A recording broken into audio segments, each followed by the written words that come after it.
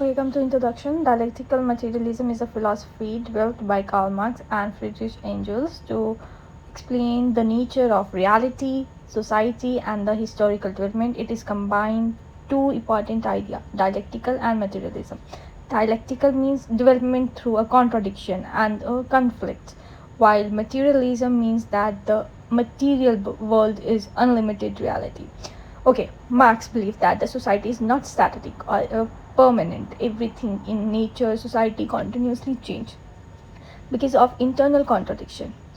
According to this theory, the change is the basic law of life and social development take place through struggle, movements and transformation. Okay मतलब marks और Angeles कह रहे हैं कि दुनिया को समझने का एक साइंटिफिक तरीका है डायलेक्ट्स का मतलब है चेंज थ्रू कन्फ्लिक्ट और मटेरियलिज्म का मतलब है ये रियल मटेरियल कंडीशंस जैसे कि सोसाइटी आइडिया से नहीं रियल लाइफ कंडीशन से चलती है और चेंज तब होता है जब अंदर ही अंदर कन्फ्लिक्ट या स्ट्रगल होता है जैसे rich versus poor worker versus owner ठीक है मतलब सोसाइटी एक फ़ोटो नहीं है जो फ्रीज़ हो गई है ठीक है ये मूवी है जो चल रही है समझे अंदर ही अंदर टेंशन चलती रहती है और वही चेंज लाती है जैसे स्कूल में रूल्स वर्सेस स्टूडेंट की कंप्लेंट्स दोनों क्लैश करते हैं और सिस्टम चेंज होता है इसलिए मार्क्स कहता है कि चेंज इज़ न्यूट्रल रुकना पॉसिबल ही नहीं है समझे इस आइडिया से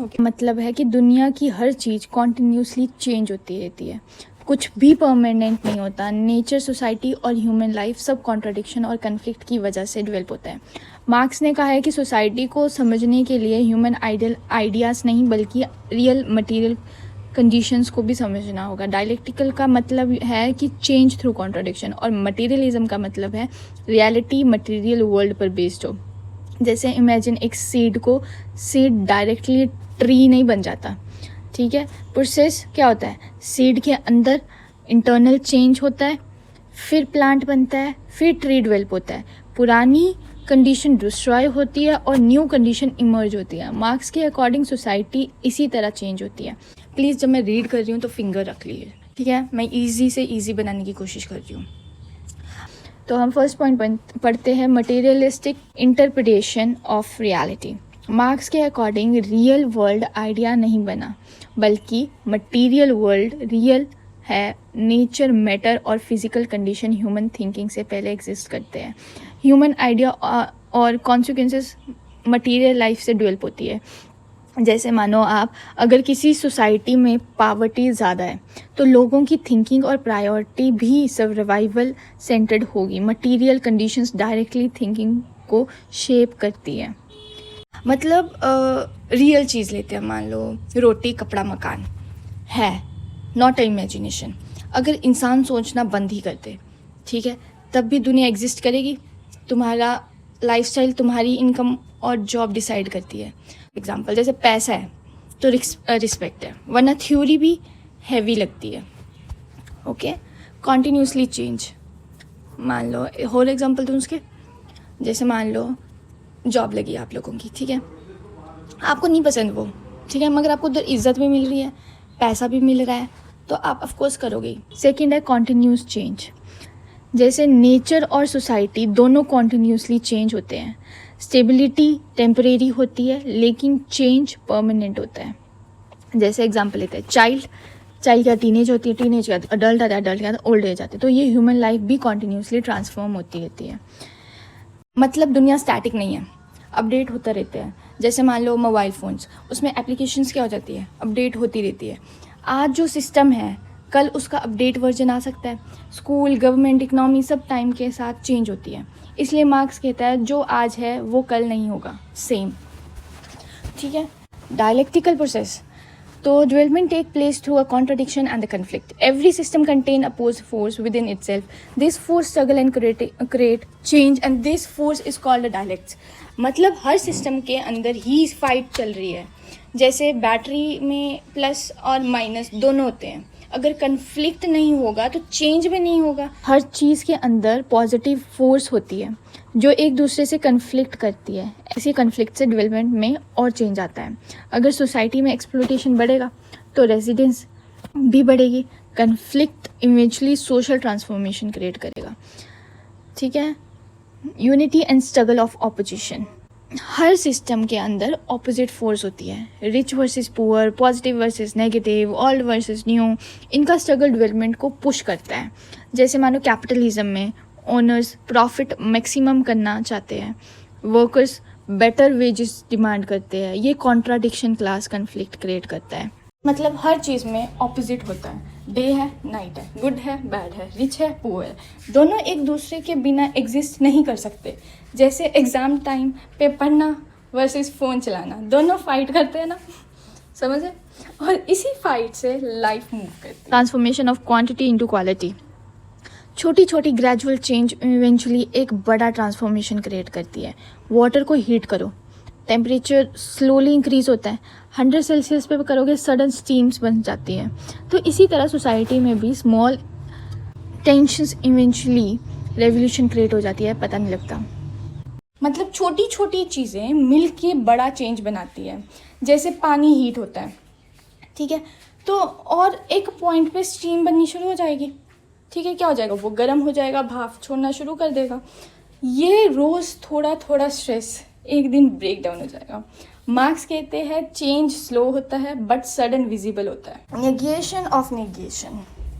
Development happens by replacing old system with the new system. The old system is negated by the new system, but sometimes elements of the old system remain. The process continue in the history. मतलब old system जाता है, new system आता है।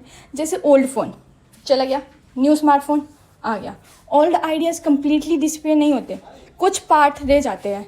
जैसे मान लो पुराना गया नया आया, कुछ भी सामान जो भी है तुम्हारा, जैसा फ़ोन ले लिया हमने, कोई सामान हो गया घर का या कुछ भी हो गया जो आपने लेना हो, पुराना चल जाता। जैसे हमने पुरानी गाड़ी दे दी, नई गाड़ी ले ली, बट ये टोटली ज़ीरो नहीं होता।